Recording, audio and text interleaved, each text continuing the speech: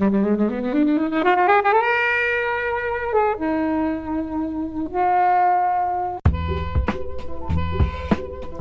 goes between a lot of genres, this film, doesn't it? It is a horror, but it's also a lot of other things as well, and it's not its only calling card. Getting back to the sound porn thing, usually to just go and listen to the best sounding film that the best sound designers in the world have spent eons on and millions, it's usually a Transformers, and they're not always the most interesting films. This is one of the first times that you got to listen to an amazing soundtrack, but also fall in love with all the characters, fall in love with the film, and that's rare. That's really rare. And I think that's what makes it so special, is it ticks a lot of boxes for a lot of people. Hey everybody, and welcome to this episode of Flixwatcher podcast. I'm joined today by Luke. Yo! Ben. Hello! And Helen. Hello! And we're going to be talking about A Quiet Place. Thank you as always to the mighty people for the mighty, mighty tunes. And thanks to Ben from Rockwood Audio for his awesome editing skills. Please do remember to write a review and rate us on Apple Podcasts and anywhere you can do where you listen to the podcast, because it really does help us. And you can join in the conversation with us on Twitter At FlixWatcherPod and on Instagram at Flixwatcher.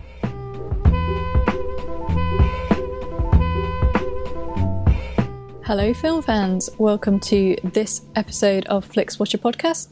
Joining us remotely today we have Ben and Luke. If you would like to say hello to our listeners and tell them all a little bit more about who you are and what you do, please.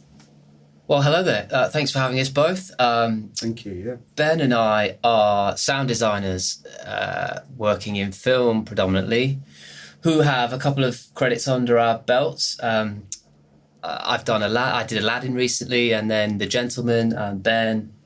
Mission Impossible, and a few others and stuff. So these are small rubbish films. Yeah, just I've never sort of heard stuff of that any no of one cares these. about. Yeah. just some little films that flew under. So, but myself and Luke have been working together roughly for about 5-6 years now, and we've recently just formed a kind of collective where we've got a group of sound editors together of lots of different disciplines, and we're all coming together and trying to work on stuff. Like-minded creative people are coming together to create good sounds, and we're currently working on a Amazon series which we're not allowed to mention the name, but we can tell you that, and it's this kind of big fantasy thing with lots of lots of magic and swords lots of and horses. sandals. Is it in 3 parts? It's slightly more than 3 parts. No, so it's not that one. It's not that one, It's unfortunately. not that one. But it's going to be a good one. Yeah, it's a good version of that kind of thing. So it's fancy. But so we work in predominantly in sound, sit in our little studio, making sound effects, loud noises. And then we take them and put them onto the big screen or onto the little screen. And you guys, you've been quite coy about your collective, but is it Sona? Is that how you say it? Sona? It is, Sona, yeah. We just built Sona.co.uk. That's right, Sona.co.uk. Yeah, this is us trying to, as Ben said, sort of branch out and do our own thing. We've worked with a lot of amazing people over the years, but we are probably now at the point now where we think, why don't we go and start our own thing? We've got some good credits under our belt, and we can do it. So we think now's the time to do it. I think coming out of lockdown with a brand new shiny website has felt pretty good. It's a really interesting time as well, especially for film, because more and more, especially what's happening, a lot of productions are going straight to the Netflix and other streaming services, really. So there are a lot of things that you'd have gone to see, like they just announced, obviously, with a Wonder Woman going to, coming out on the 16th. So things like that. So more and more now we're seeing our job is going to be going that way, and it's just because people want to get their content out quick. So, and the cinemas doesn't really exist or hasn't existed for a while. Super sad. And hopefully, obviously, that's not going to be forever.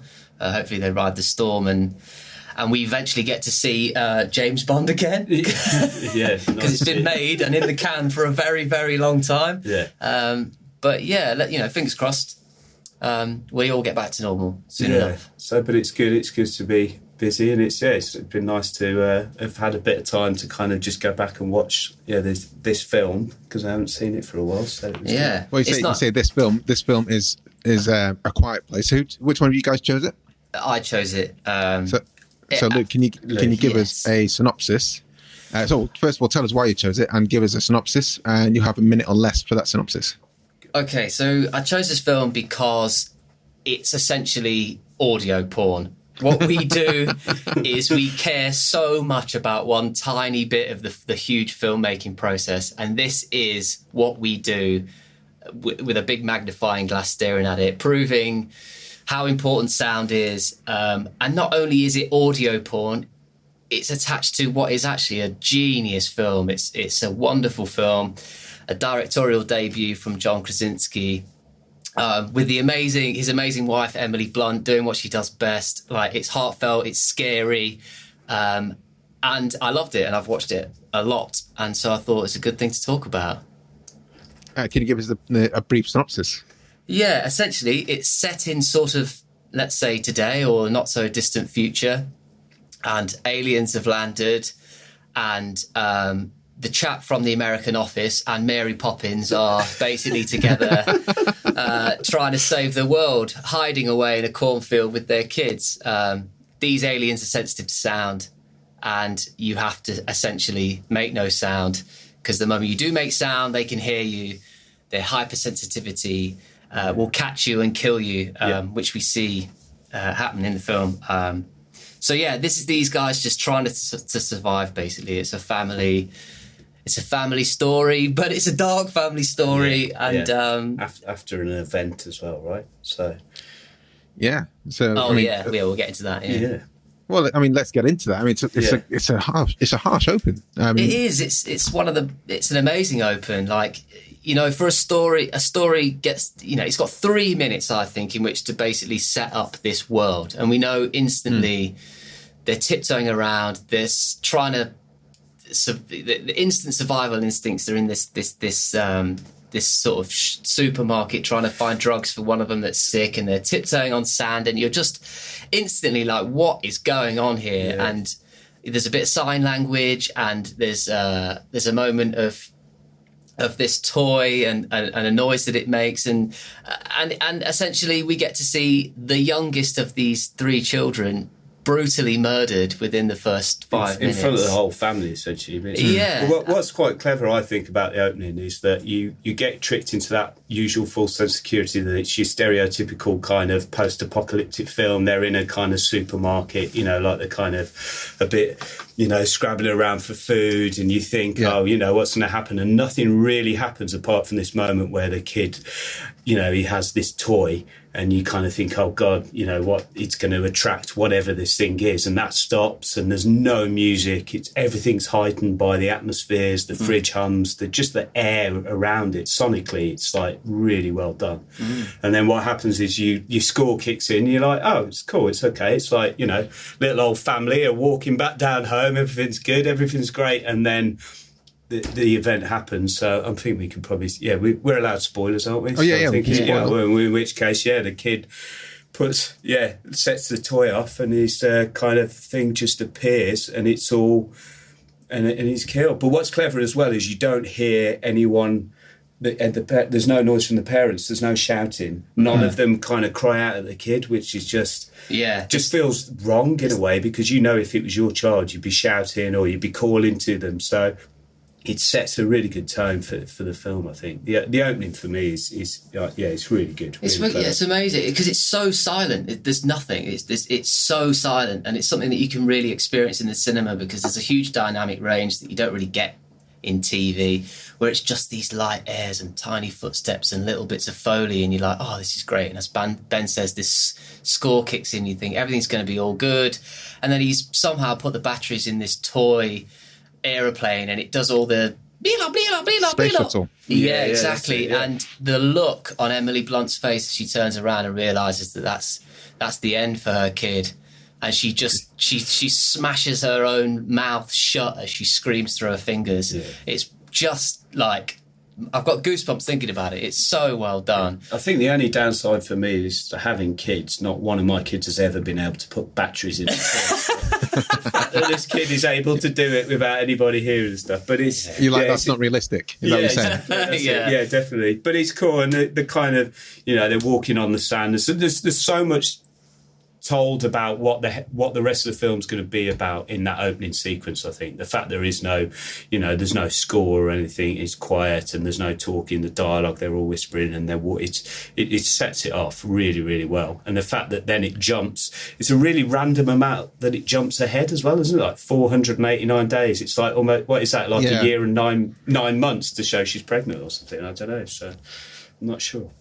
Yeah, so of course, when it jumps, opening scene is day 89, it jumps to 470 something. So it's over a year it goes to. So that's given them enough time to establish how the world works and to have a system in place. Yeah.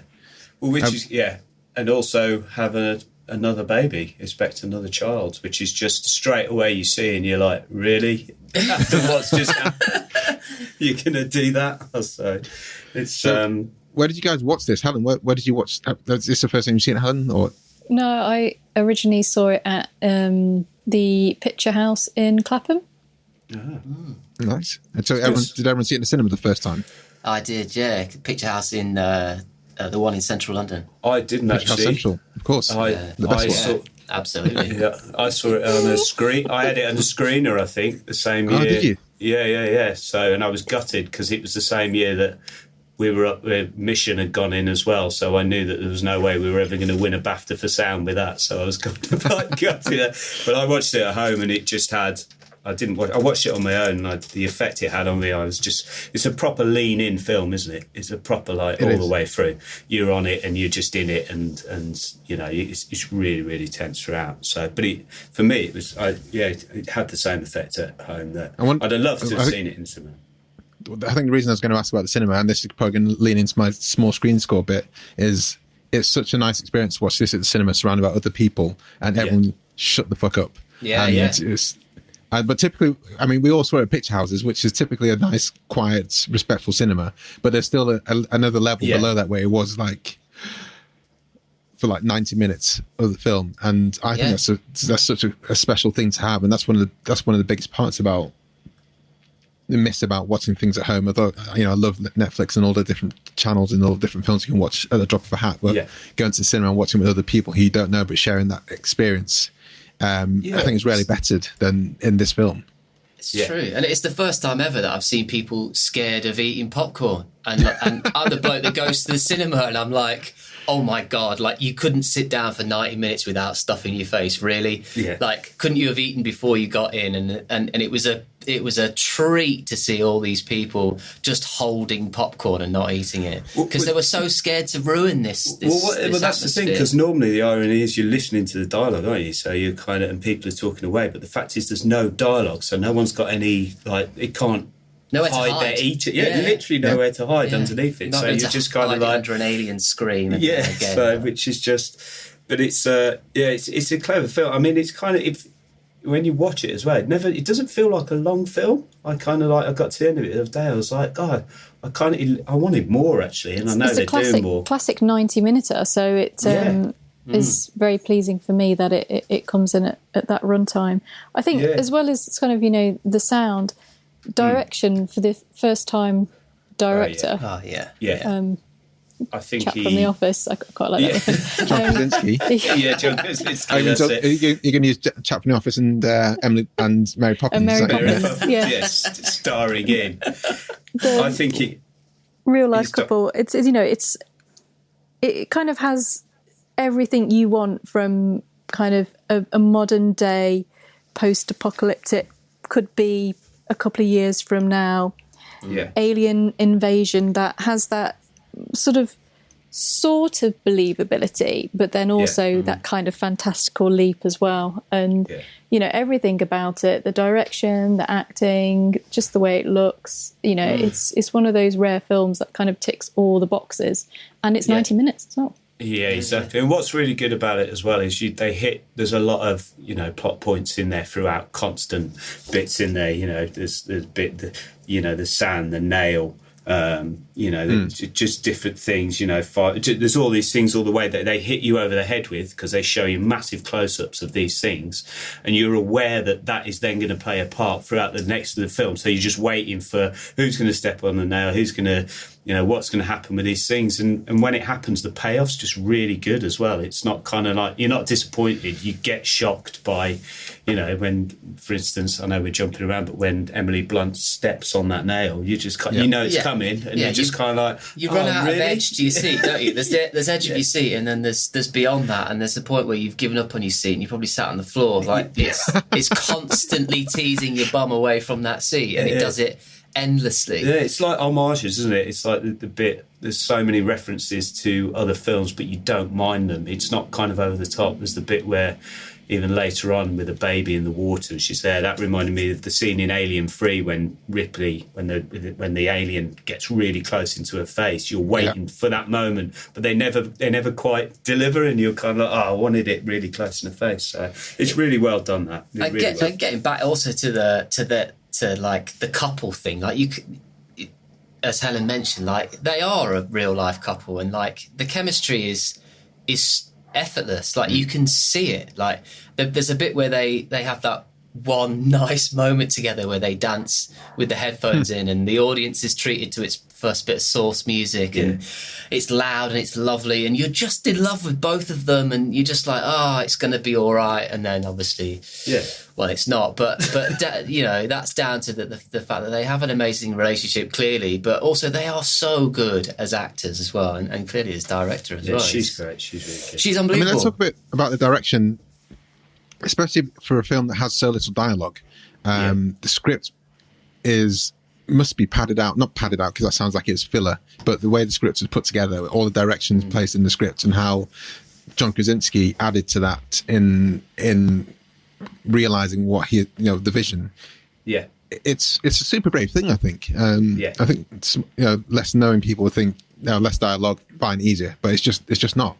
No, it's not. It doesn't make. And then that's where we get you guys as sound designers to fill in a lot of the storyline. And before you said about there's no, you said before that when the score kicks in, people naturally kind of relax at that point. And I was like, that is a key kind of trope, isn't it? You kind of think, okay, I know where I'm now. I can sit back a bit. It's normality for a second. It's conditioning in the film, isn't it, really? You're safe with the score. No matter what it's doing, it's driving you through. We all know it's like, whatever emotion it makes you feel it because it's hammering you. And without no music, you kind of, and no sound, no dialogue, you're watching this on screen, you're like, something's going to happen. You don't know, and it's really well done. And it allows you as a sound person to kind of really push, just certain things, like we were saying about a room tone. What we mean by that is just the air within a room that you wouldn't normally hear. But in this case, you can push it loud because you're not going to step on anything. There's no music over the top of it. And when that music comes in, it literally does just go, okay, a bit of normality. I feel safe now. I feel all right. And then what they do really cleverly is they rock the boat again, don't they? They just kind of, what he does is he's not afraid to kind of just totally get rid of all the kill people off, is he? Exactly, no prisoners, including himself at the end. But there's the thing with the writing as well is that it's obviously written for sound. That's obvious. But the really obvious bits are like, we need a creature and it hears stuff and it makes these noises and it does that and the other. But there's bits like where him and his son go off to catch the fish, to do all that stuff that you learn. He's teaching his kid this new world that is sound related. He's like, starts screaming at the waterfall, and his kid's losing his mind. He's thinking, they're going to come and get us. Shut up, Dad. But he teaches him pretty quickly that the waterfall is much louder than his sound, and that you can mask yourself. And that's an amazing little moment that you get to realise, like, without seeing this creature, you get to understand its biology. It reinforces the story. You understand that sound plays such a huge part. And if there's any hope for this family, it's got to be in these kids that they're seemingly keep raising, and that they learn this new world and be good at it, essentially. And we forgot one of the key things as well, really, is that their daughter is deaf. Oh, yeah, there is that bit, yeah. Which is essentially how they managed to hold conversations, and we can obviously see what hear what they're saying through that. So it's a really clever way of being able to communicate without sound, and in a really inclusive way as well, I think. So it is really great to see, because the actress is deaf in real life as well. So Millicent Simmons. Is she really? I didn't. I wondered that. So inclusive in that it's not an actor playing someone deaf. Right, she's in a few films recently. Actually, I think there's a few films that came out at the same kind of time. Right. But yeah, and one thing I was going to say is, in terms of the script writing, there's a podcast that Helen and I are both a fan of so much that they've been on our show called The Script Apart. And what they do is they get the script writers for films to talk about the first draft of that. And they had Brian Woods and Scott Beck, who wrote A Quiet Place, on there for one episode. So I do recommend go and listen to Script Apart. And then come and listen to the episode they did with us, which is out at the moment, which was The Truman Show. But they're both really nice guys. But Brian Woods and Scott Beck were talking about in the first draft, what they had was the daughter, Millicent Simmons, she wasn't deaf at the start, but it became clear in the flashback that she became deaf after the result of a car crash or something like that.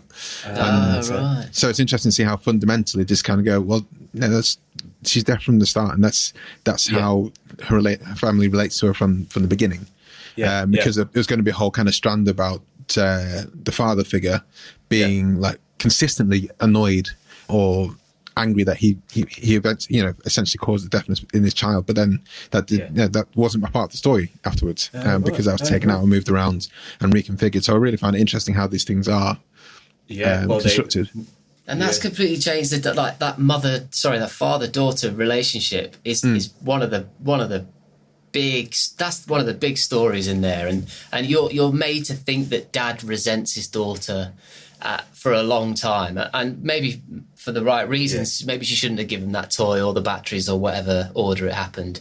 But you learn at the end that he doesn't resent his daughter for how it played out, and he does try and be this dad who's safe, and he's trying to fix her with these hearing aids and stuff. But I quite like it that the writing sort of alludes to the fact that John Krasinski's character could resent his daughter. That's quite a good theme that rides through the whole show. Yeah, he's not afraid to kind of use like a load of just big, powerful things with the script. There's a lot of big themes throughout the whole thing, isn't it? Really, the son is like scared, and they're going to have a baby. There's so many like big family issues, isn't there? Throughout the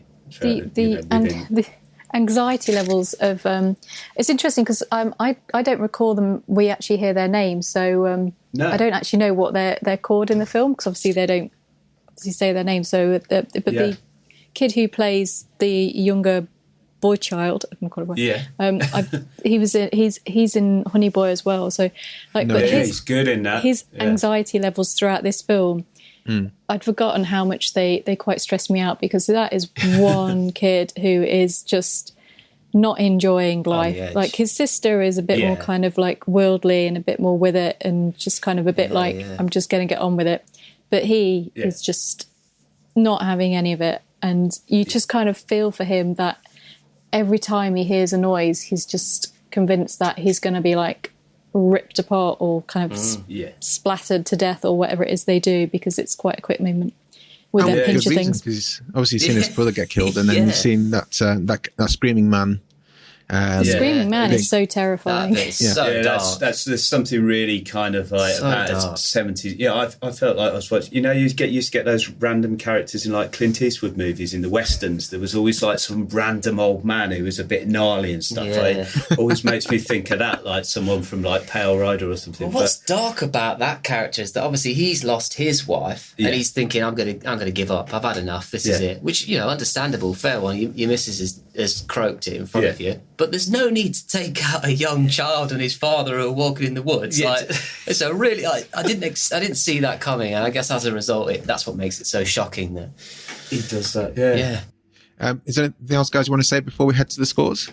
I was just trying to think that I quite like the kind of jumps in it and stuff. There's not a lot of jumps in it, but what are in it? Yeah, like the raccoon getting splattered that kind of stuff. Like that. Through that, they're again setups, and they're just done really well. They pay off. And what I don't like in some horror films is where they're constantly, like The Grudge and stuff like that, the remake, where you're just constantly just going, "Not get fuck, oh don't do, oh shit," it's literally just they're constantly shocking you and scaring you, and it's just it's just not good for your mental health or your heart, is it? Yeah, this is like one jump every 10 minutes I can deal with. Yeah, and I guess that's it.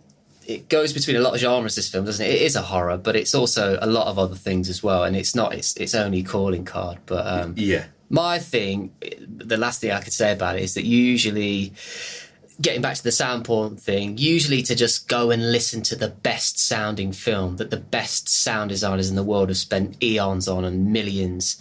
It's usually a Transformers or a sort of Age of Ultron, and they're not always the most interesting films. Like, they might sound the best. So as people that just want to go and hear those films, you sometimes have to put up with a dodgy old script. But this is one of the first times that you got to listen to an amazing soundtrack, but also fall in love with all the characters, fall in love with the film, and that's rare. That's really rare. And I think that's what makes it so special. It ticks a lot of boxes for a lot of people. Yeah. Well, on that note, let's head to the scores. Hello, I'm Sam Pay. And I'm Martin Zotz-Orstwick. And together we host a show called Song by Song, where we deal with the music of Tom Waits. We've been going since 2015. Every week we talk about a new track. We've made our way through 15 seasons so far of his music. And now we're going back to the early years. And if you haven't listened to Tom Waits before, it's not the growly stuff. It's not the stuff where he's hitting an automobile with a bone for percussion. It's a nice, easy way into his music. If that sounds like something you would be interested in, you should check out our website, songbysongpodcast.com, or put Song by Song into your podcatcher of choice.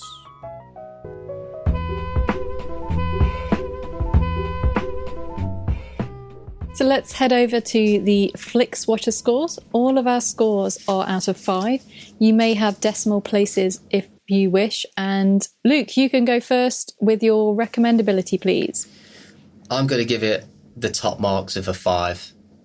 It's going to get recommended highly because it just ticks so many boxes for so many people. You like horror, it's for you. You like sound, it's for you. You love Emily Blunt, it's for you. It's a 5. It's 5 for me as well. I think I actually really liked it the first time, and then watching it again, I remembered why I liked it so much. So 5 for me. Helen? I really, really like this film. I was thinking about it when I was rewatching it, that for me, it's sort of like an upgrade of Reign of Fire, except the dragons have been replaced by ear-sensitive aliens. But it's kind of got similar themes to that, which is a film I love. And it's great. And I know that some people did not have the same enjoyment of it. And people had quite a few problems with it in picking apart things that I'll give some examples, Helen. So I think people had a problem with there not being much sound in it generally, and felt they were kind of being a bit ripped off in that there wasn't kind of much going on. And then... As in dialogue. Yeah, or you were like, well, it's kind of a film without sound in it, so what's kind of the point of it? And didn't really appreciate kind of the nuances, or that when there was sound, that it was kind of important to the plot, or had been, designed in a specific way. And I think that kind of annoyed a few people. And then I think some people were just a bit like, oh, well, it's obvious that if they've got sensitive hearing, then that's how you kind of kill them, sort of thing. And I did have one thing, that the birth scene, I think that was the only moment in the entire thing where I was a bit like... Can't buy it. Yeah.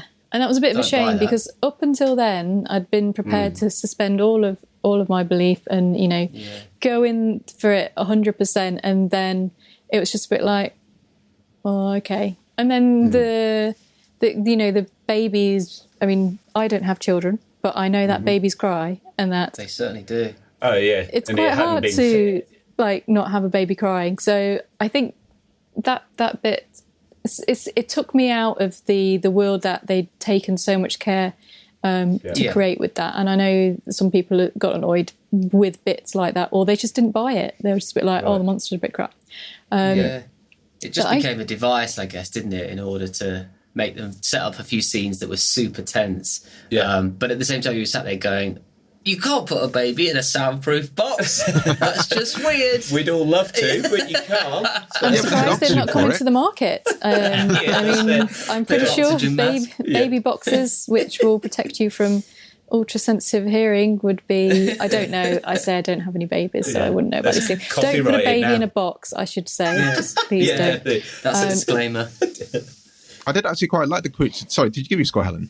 Not yet. Sorry, I was just going on. I'm going to give it 4.8. Oh, nice. There you go, cheeky little... So the 0.2 bit is for those people who just won't buy it. They'll be like, it's just stupid. Fair enough. There's always going to be those people, isn't there, that kind of miss that little bit, I think. I'm going to go 4.5 here. It's a really good, kind of solid, strong horror. And it was tense. And I really enjoyed it in the cinema. And I was taken into it, and even though there were all the Chekhov's moments, like when the first time you saw Emily Blunt's bump, you were like, okay, that's going to come out. When you saw the nail come sticking out the door, Home Alone style, sticking out the floor of the of the steps, Home Alone style, you're like, well, that's going to manifest at some point, isn't it? But Home Alone, though. But even though they had those surprises, though, because I fully expected the whole family to get through to the end, and the fact that I think he's called Lee. In the script, John Krasinski's character didn't make it at the end. Even though I think, if there's pinicky things, I kind of think you didn't have to do that. I think there's other ways to have got out of it. Knowing, you could make lots of distractions. You had fireworks. You have lots of fireworks set off all over the place, and you distract them. But I don't think. But it's still a surprise that he dies, and that is super heart-wrenching. The start of the film with the death of a child, end the film with the death of the husband and father, and that's not something you see often. So it surprised me all the way through, and I like it for that. Yeah. Repeat viewing score, Luke.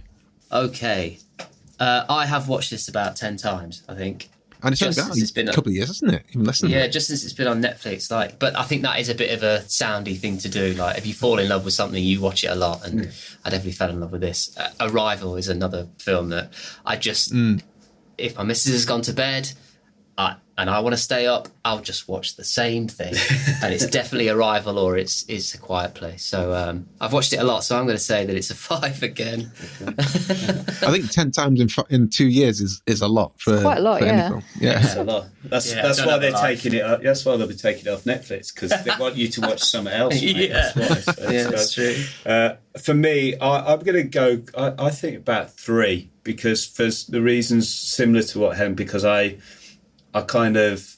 enjoy the jump, and I enjoy watching it again, getting emotional, watching him and her talk about their lost son and those kind of things. And for me, if I watch something too much, I can kind of be a bit desensitized by things like that. So, because I'm a cold-hearted bastard, but no, because I just, So for me, I think it's I liked that I'd left it quite a while to go back to it. So I think the 3. Helen. Yes, this is my second time watching it. I saw it at the cinema and absolutely loved it and thought it was, great, fantastic, had the best time. And then saw it had come on and didn't really have kind of a desire to go and re-experience it. That saying, I did enjoy watching it, and it is only 90 minutes. But this is going to come a little bit with the small screen score. It wasn't obviously the same experience on that. Would I watch it again? I'm not sure. I am really intrigued to kind of know because there's the sequel that was meant to come out but didn't, obviously because of COVID. I'm just really intrigued about what they do next with it, and how whether they're kind of going to bring the dad back in flashbacks, or whether it's going to go flash forward or flash. So it's a prequel, right? Is it a prequel? Yeah, essentially it's like the aliens have landed. Or is that just seen as flashbacks? Yes, I think that's like the trailer. That's what they'd shot. I got suckered into the trailer. Just bring it out, John, for God's sakes. I'm intrigued by it, but I'm also a bit sceptical about it. So it's all a bit like, kind of weird. So I'm Yeah, I'm gonna go with a 3. I don't know if I'm gonna rush back to watch it again. But then it is only 90 minutes, so if someone said, "Do you want to watch it?" I'd probably say yes. Yeah. If I told you there's a third one in production at the moment as well, would that change your score as well? So literally there is. They've just given the green lit the third one. So obviously, whoever dies in the second doesn't die in the third. Yeah, well, it's possibly another child, isn't it? Cause Emily Blunt never dies, does she? She always survives. She does all the time in Live, Die, Repeat. Yeah, that's true. Tomorrow. We both worked on that. Spoilers. I'm going to go for 2.3. And similar to Helen, I didn't think I was going to... When it came on, I was like, that's cool. Yeah. Nah, I'm not going to watch it again. But I knew I was going to watch it again before... My plan was to watch it again before Quiet Place 2 came out.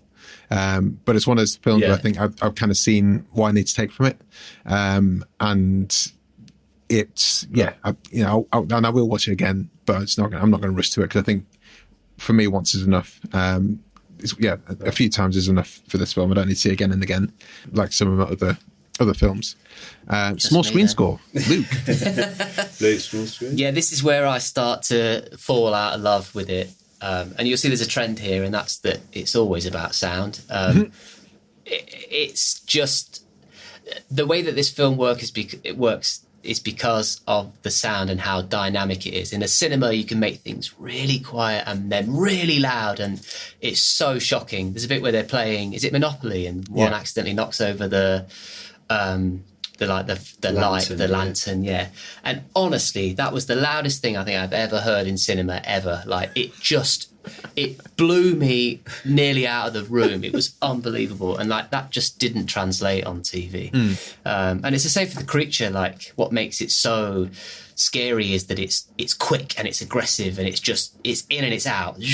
And when it does come in and out, it's so loud.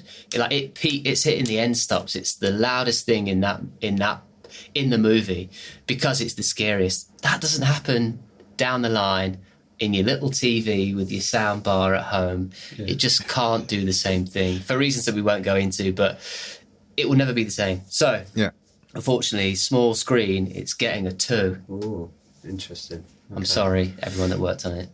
Me can't Ben. Well, I watched it on small screen both times, and I've got quite a good soundbar at home. So for me, we got the same one. Yeah, and subs a lot.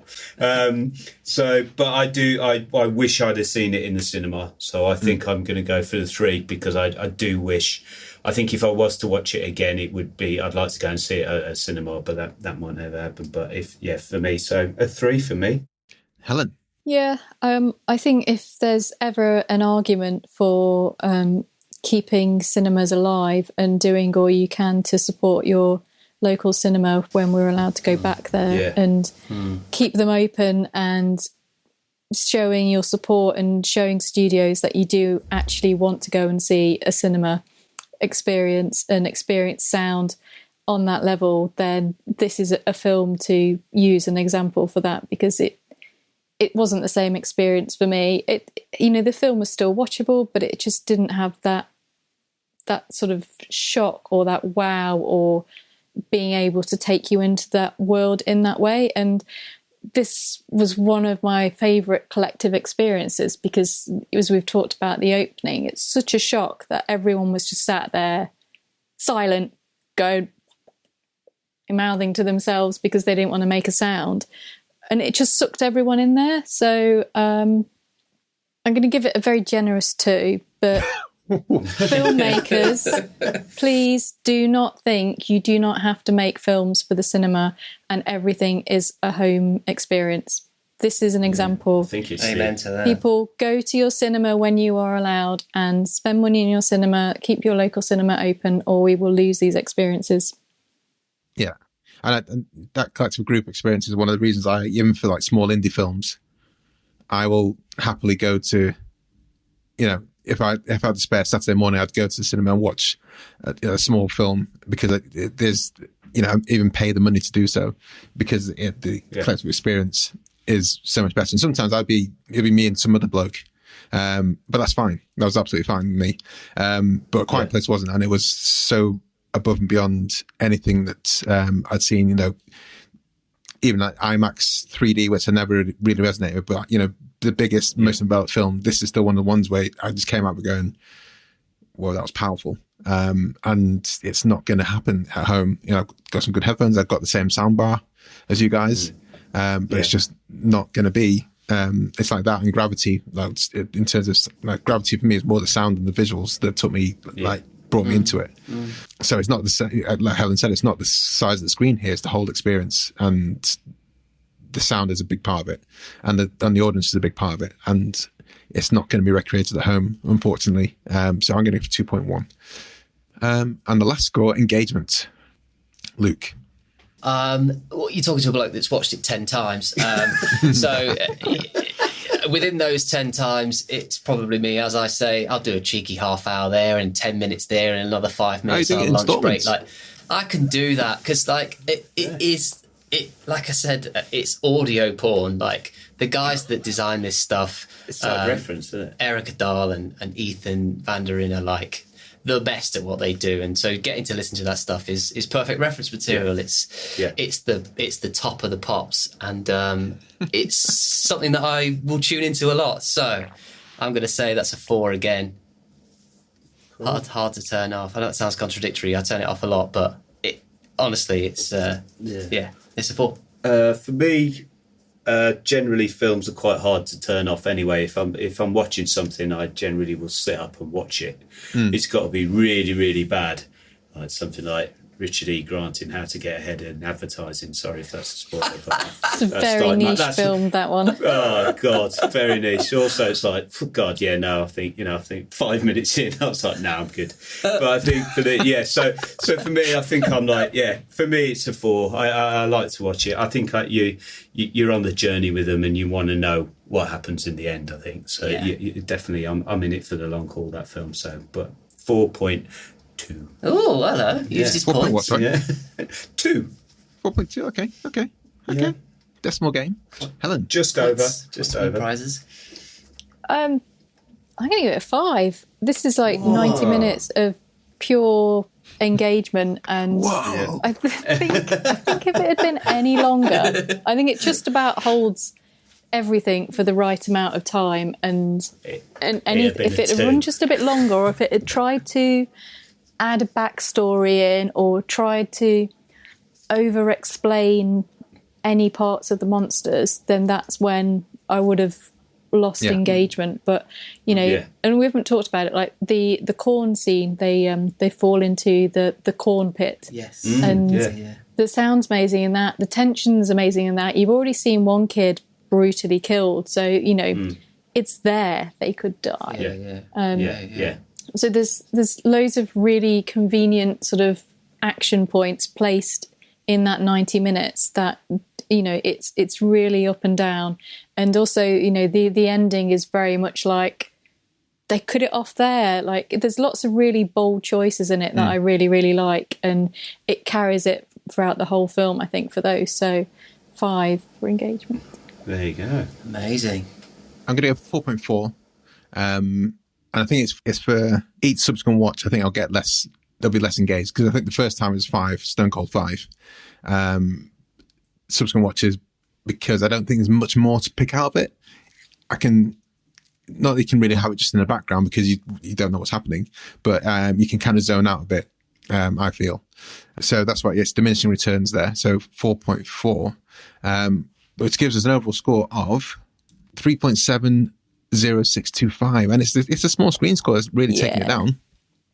Great film. Need to see it on a big screen. Recommendability score of 4.825 overall, but it's the small screen score. It gets the cinema guys and see this. It's really important. It's nice to know that, like, one of the negatives that we found about this film is just reinforcing that we all need to go to the cinema more. Like, it's a great thing. It is. So I'll take it. I felt guilty for a second, but I'm alleviated again. So you can't just take the scoring as merit. You have to listen. You have to understand where the scoring has come from. It's come from the heart with myself and Helen and the guests, you two in this case. 100%. And we'll head to Twitter, and just as we say to everyone listening, do follow us. We are at Flixwatcher Pod, and it's important because every time we record, we do a little shout out and ask for people's opinions, such as in this case, we wrote, we're reviewing A Quiet Place with Ben Meechan and Luke Gentry from Sona. That's sona.co.uk, a brand new website just launched recently, guys. Go check it out if you need any sound design skills. Have you seen it? Tell us your thoughts and then score out of 5 stars for an on-air shout out on Flixwatcher. And so, Luke, do you want to take us up with the first one you can see? Absolutely. The Countdown Pod said, a great edge of your seat horror with a premise that completely engages start to finish. The fact it's a debut feature film only adds to its impressiveness. 4 stars. Thank you very much. Cool. Paul and Wayne, former of this pod, do go and check their episodes out with Out of Sight, I believe is one of them. Ben, can you read out one of the tweets? Yeah, sure. I'll read the tweet from Anna, which says that I adored this film. I didn't make a noise for an hour and a half after. Aha. The sound design is something so unique and amazingly executed. It's a great directorial debut from John Krasinski. 4.75 she gave it, so it's pretty high. Helen? This one is from Tasteless Podcast. 2 stars. How could they have thought in the first place that something with super sensitive hearing would respond to sound? Bah. Things like that do trip people up, and even though they do, it's aliens, but it's like, well, there's a simple way we could have done this. And there's one more left. There is one more, from Trivia Rewind Podcast. I love the movie, but in my opinion, one downside to watching it in the theatre was being distracted by listening to people eat their popcorn and snacks. Otherwise, when watching it at home, I'd give it 5 stars for keeping me on the edge of my seat. Now, that sort of goes completely against what we've been saying. Well, but, I think he's been to the wrong cinema. He has, clearly. He needs to start upgrading the old tickets. I'm thinking, get yourself a little View VIP, my friend. Odeon Leicester Square, that bad boy. Really. Or just hire your own cinema like we do, in our dreams. Yeah, that's it. Well, thank you very much, Luke. And Ben, can you tell us where we can find you and say sayonara, bye, adios to the listeners?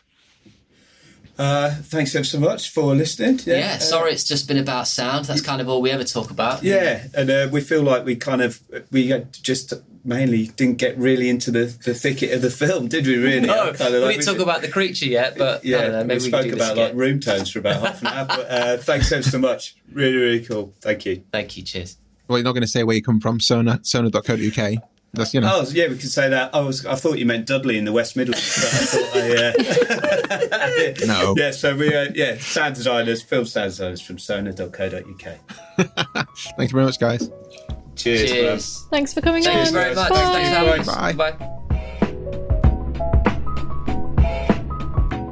Enjoyed this episode of Flixwatcher podcast? Why not leave us a 5-star review on iTunes? You can also follow us at FlixWatcherPod on Twitter, and we're at FlixWatcher on Instagram. Thanks as always to the mighty people for their mighty, mighty tunes, and Ben from Rockwood Audio for his awesome editing skills. If you're looking to get your podcast edited as sweet as this, get in touch with Ben, and that's Rockwood, ROKK Wood Audio. Tell them Flixwatcher sent you.